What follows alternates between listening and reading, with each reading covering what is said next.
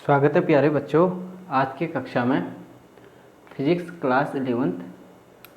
आज का हमारा टॉपिक है विमेय विधि से सूत्र की स्थापना करना, derivation of any formula through dimensional method. अब जैसे एक सिंपल उदाहरण हम लेते हैं। हमारे पास क्या होता है कि एक बॉब होता है, उसको हम धागे से लटकाते हैं और वो सरल दोलन करने लगता है, तो उसको बोलते हैं सरल लोलक। सरल लोलक का आवर्तकाल ज्ञात करना है, उसके सूत्र की स्थापना। तो सरल लोलक के आवर्तकाल या दोलन काल, आवर्तकाल कैपिटल टी से दिखा रहे हैं। फॉर एग्जांपल, लोलक के आवर्तकाल के सूत्र की स्थापना,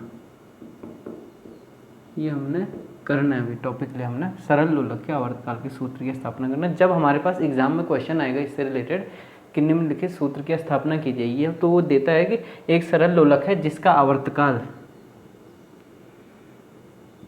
सरल लोलक है जिसका आवर्तकाल प्रोपोर्शनल है लोलक की लंबाई, लोलक की लंबाई L के, और प्रोपोर्शनल है लोलक के जो है लोलक का द्रव्यमान m के। अगर वो डिपेंड कर रहा है लोलक का द्रव्यमान, जो बॉब है उसका द्रव्यमान m से दिखा रहे, स्मॉल m से। प्रोपोर्शनल है लोलक के, लोलक का तो नहीं, प्रोपोर्शनल है गुरुत्वीय त्वरण का। किसका है? गुरुत्वीय त्वरण,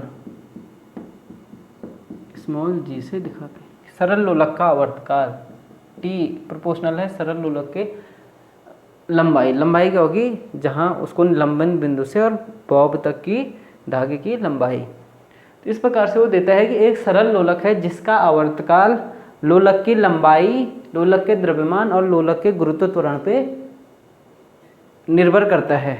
माना इस प्रकार से वो लिख के देता और पूछता है कि इसके आवर्तकाल के सूत्र की स्थापना कीजिए।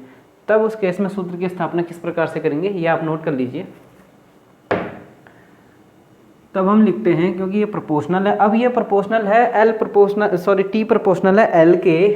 जैसे हमने कहा T प्रोपोर्शनल है L के, दिया गया है, ये दिया है T प्रोपोर्शनल है L के और T प्रोपोर्शनल है M के और T प्रोपोर्शनल है G के। फॉर एग्जांपल ये दिया गया है हमको कि इसके अनुक्रमानुपाती है। व्युत्क्रमानुपाती भी होगा तो वो खुद सूत्र में निकल जाएगा, उसके लिए हमको परेशान होने की जरूरत नहीं। वो सिर्फ इतना लिख के देता है कि इन राशियों पे निर्भर करता है, इतना वो क्वेश्चन में लिख के देगा कि आवर्तकाल इन चीज़ों पे निर्भर करता है, इन राशियों पे निर्भर करता है। तो निर्भर करता है लंबाई पे, द्रव्यमान पे और गुरुत्वीय त्वरण पे, ऐसे उसने कहा है। तो हमने लिख दिया T is proportional to L, T is proportional to M, T is proportional to G। लेकिन यहाँ पे हमको ये पता नहीं है कि ये L की कितनी घात के लिए हो सकता है। प्रोपोर्शनल L है तो L स्क्वायर हो सकता है, L क्यूब हो सकता है, रूट L हो सकता है। तो कितनी घात के लिए वो हमको पता नहीं है, तो इसलिए हम लिखेंगे कि T is proportional to L की पावर A। इसलिए हमने सीधा सीधा लिख दिया है कि T इज प्रोपोर्शनल टू तीनों को मिला के L की power A, for example M की पावर B एंड G की पावर C। तो ये A B C हमने घातांक ले लिए हैं, इनकी घातों के। आप यहाँ पे x y z भी ले सकते हैं, सिर्फ ध्यान ये रखना कि इन राशियों से उनके मान क्या हो, अलग हों, सेम वही न लें। तो T is equal to K L की पावर A, M की पावर B और G की पावर C। यह विमेय विधि से जो है सूत्र की स्थापना करना सिखा रहे हैं हम। K क्या है? K नियतांक है। K क्या है? एक नियतांक है, कांस्टेंट है, जिसकी वैल्यू दी नहीं रहेगी। इस मेथड का ड्रॉबैक एक ही है कि इसमें हमें जो नियतांक आता है वो हम नियतांक मान तो लेते हैं, लेकिन उसकी वैल्यू हम निकाल नहीं पाएंगे। तो ये इस विधि की या विमेय विधि की क्या है, एक कमी है कि इसमें आने वाले नियतांक की हम वैल्यू या नियतांक का मान नहीं ज्ञात कर पाते हैं। तो अब हमारे पास इस प्रकार से इक्वेशन आ चुका है, इसको हमने मान लिया है समीकरण 1। फॉर एग्जाम्पल अब करेंगे कि समीकरण 1 के दोनों पक्षों की विमाएं लिखने पर। यहाँ पे हम पहला वाला मेथड या विमाओं का पहला वाला एप्लीकेशन यूज करें कि समीकरण की सत्यता की। हमने कहा समीकरण ये है और ये हमने सत्य मान लिया, तो सत्य मान लिया तो दोनों पक्षों की विमाएँ लिखेंगे, वो विमाएँ क्या होंगी, बराबर होंगी। तो दोनों पक्षों की विमाएँ लिखो तो टी की विमा में क्या आएगा, आवर्तकाल का टी ही आएगा। क्लियर, ये हो गया। के नियतांक है उसका जो है कोई विमा नहीं आएगी, या विमा लिखने की हमको ज़रूरत नहीं है। एल क्या है, लंबाई है, तो एल की विमा कैपिटल एल, और इसका क्या है, पावर ए। एम क्या है, द्रव्यमान मास है, एम को एम से दिखाते हैं, इसकी पावर बी। जी क्या है, गुरुत्वीय त्वरण है, तो गुरुत्वीय त्वरण की विमा क्या होगी, त्वरण गुरुत्वीय त्वरण मात्रक मीटर प्रति second square, L T minus 2, और इसकी पावर सी। अब इसको फिर से पूरा लिख दीजिए। एल की पावर ए, इसको लिखा एम की पावर बी, और एल की पावर सी, और टी की पावर -2c। क्लियर हो गया, सी का अंदर गुणा कर दिया। यहाँ देखिए टी है, इसको मैं कैसे लिख दूँ, इसको मैं इस प्रकार से लिख, क्योंकि यहाँ एल भी आया है ना, राइट हैंड साइड में क्या रखा है, एक बीमा एल भी आ रखी है, टी है, टी यहाँ ऑलरेडी, और एक बीमा एम भी आ रही है, तो पूरा मैं लिखा मैंने एम एल टी। टी की पावर कितनी है, 1, ये ऑलरेडी है, इसकी कोई बीमा नहीं है, इसकी कोई बीमा नहीं है, तो ये हमने 0 कर दिया। एम की पावर 0, एल की पावर 0, टी की पावर 1। ये सिर्फ जो है बीमाओं की तुलना के लिए लिखा गया है, सॉरी 0 होना है। जितनी बीमा वहाँ होंगी बीमा में टर्म्स, उतने ही टर्म्स हम यहाँ पे बीमाएँ लेंगे। M0 L0 T1 या T, और यहाँ भी लिख दो MLT के रूप में, तो M की पावर B, ठीक। L की पावर देखिए M, L की पावर A ये है, L की पावर C ये है, तो L की पावर A प्लस C, घात की घात में गुणा है, सब आपस में क्या है, ये तो गुणा है बीच में, गुणा गुणा गुणा, यहाँ देखिए गुणा गुणा। तो L की पावर यहाँ A थी, L की पावर C थी, तो L की पावर क्या हो जाएगी, A प्लस C, जैसे L की पावर 2, L की पावर 3, L की पावर 5 हो जाता है। उसी प्रकार से M की पावर B ये हमने लिख दिया, L की पावर लिख दिया, T की पावर लिखिए, T की पावर -2C। क्लियर, ये हमारे पास विमीय एक समीकरण ले लिया हमने। भौतिक समीकरण से हम पहुँचे विमीय समीकरण पे, समीकरण 2।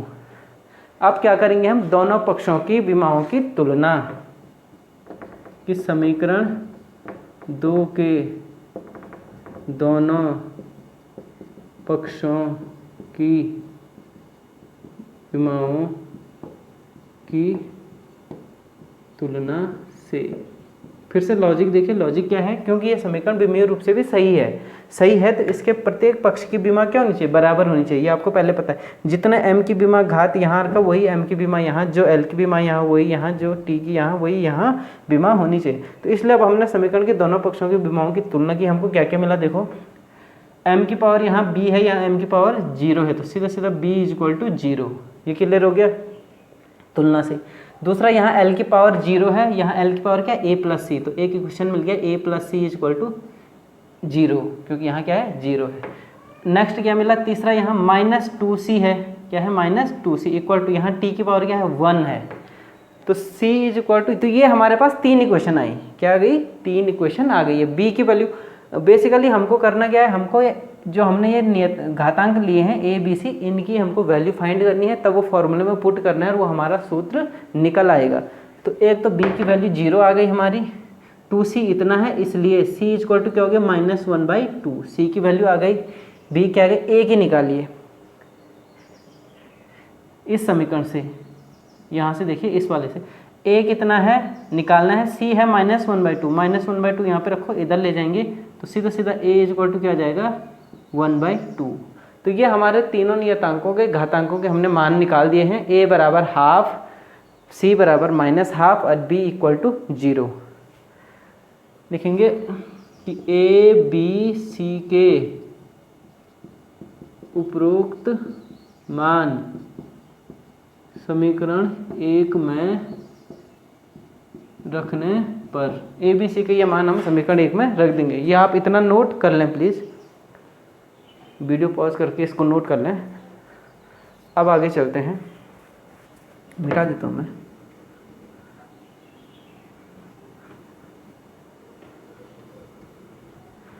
मेथड यही है, कोई भी फॉर्मूला आपने फॉर्मुलेटेड डेराइव करना है तो उसके लिए यही मेथड चलेगा।